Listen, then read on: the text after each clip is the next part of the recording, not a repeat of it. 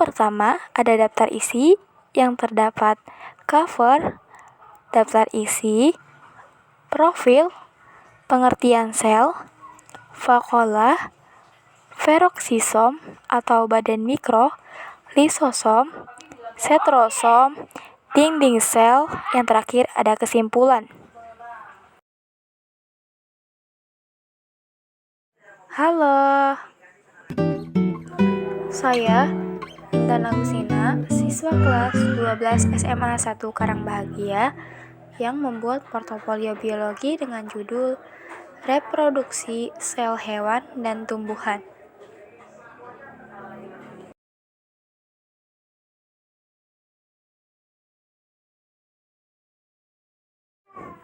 Yang pertama ada pengertian sel. Sel merupakan unit terkecil yang menyusun tubuh makhluk hidup dan merupakan tempat terselenggaranya fungsi kehidupan. Sel pertama kali ditemukan oleh seorang ilmuwan Inggris bernama Robert Hooke pada tahun 1665.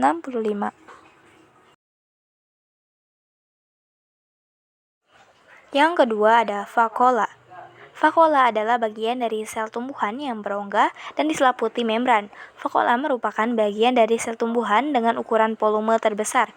Hal ini karena vakuola berisi cairan, cadangan makanan, dan pigmen. Cairan ini mengandung enzim, alkaloid, lipid, garam mineral, dan asam.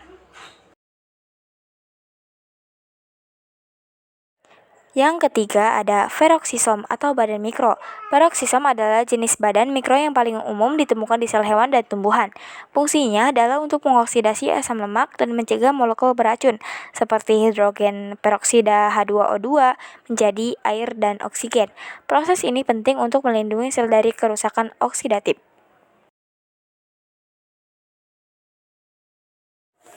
Yang keempat ada lisosom.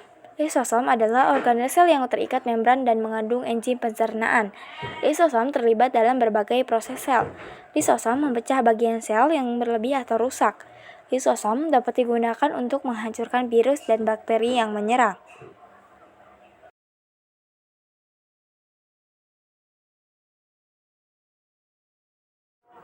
Yang kelima ada setrosom. Setrosom adalah struktur seluler yang terlibat dalam proses pembelahan sel. Sebelum pembelahan sel, setrosom mengadakan diri, kemudian saat pembelahan sel dimulai, kedua setrosom bergerak ke ujung sel yang berlawanan.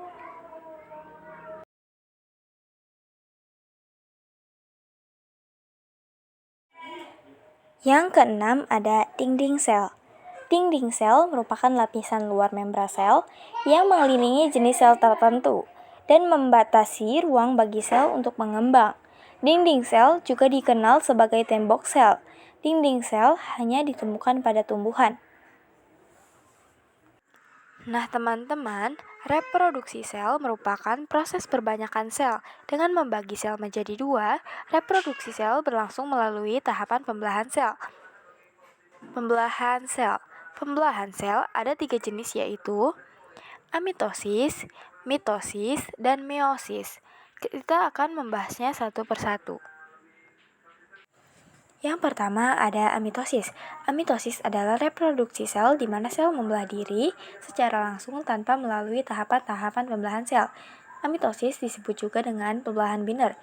Amitosis biasanya terjadi pada sel prokaryotik seperti sel bakteri dan kyanobacteria atau ganggang biru. Pembelahan sel biru ini dimulai ketika kromosom melekat pada membran plasma. Kemudian DNA akan bereplikasi kromosom tersebut. Pada saat sel siap membelah kromosom dan kromosom, salinannya tetap melekat pada membran plasma. Selanjutnya terbentuk membran plasma yang menekuk ke dalam memisahkan kedua kromosom.